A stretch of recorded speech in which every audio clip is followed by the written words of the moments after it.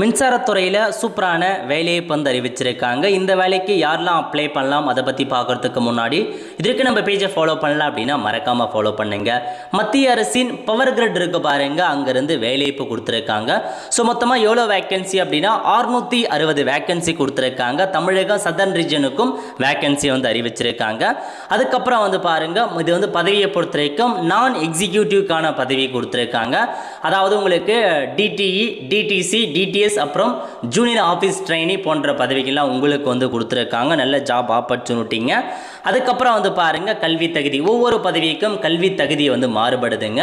So நீங்கள் 3 இயருக்கான electrical முடித்தவங்க apply பண்ணலாம், 3 இயர் டிப்ளமோவில் சிவில் முடித்தவங்க அப்ளை பண்ணலாம், 3 இயர் டிப்ளமோவில் சர்வே முடித்தவங்க அப்ளை பண்ணலாம். அதுக்கப்புறம் ஹெச்ஆரை பொறுத்த வரைக்கும் பிபிஏ, பிபிஎம், பிபிஎஸ் போன்ற படிப்பு முடித்தவங்க அப்ளை பண்ணிக்கலாங்க. ஐடிஐயில் சர்வேயர் முடித்தவங்க அப்ளை பண்ணலாம். ஏஜ் லிமிட்டை பொறுத்த வரைக்கும் 27 வயசுக்குள்ளே இருக்கவங்க அப்ளை பண்ணுங்க. சம்பளம் வந்து உங்களுக்கு ஸ்டார்டிங்கில் 21,500 ரூபாய் ஸ்டார்டிங் சேலரி கொடுக்குறாங்க. எப்படி செலெக்ஷன் பண்ணுறாங்க அப்படின்னா ரிட்டன் எக்ஸாமினேஷன் வைக்கிறாங்க, கம்ப்யூட்டர் பேஸிற்கான ஒரு ஸ்கில் டெஸ்ட் வைக்கிறாங்க, ட்ரேட் டெஸ்ட் வைக்கிறாங்க. அதை பேஸ் பண்ணி தாங்க செலெக்ஷன் பண்ணுறாங்க. ஸோ அப்ளை பண்ணுறதுக்கான கடைசி தேதி 11/5/2026 அதாங்க கடைசி தேதி. அதுக்குள்ளே அப்ளை பண்ணுறவங்க அப்ளை பண்ணிக்கோங்க. நிறைய பேருக்கு தெரியப்படுத்துங்க. அடுத்த ஒரு நல்ல சந்திப்போம். நன்றி, வணக்கம்.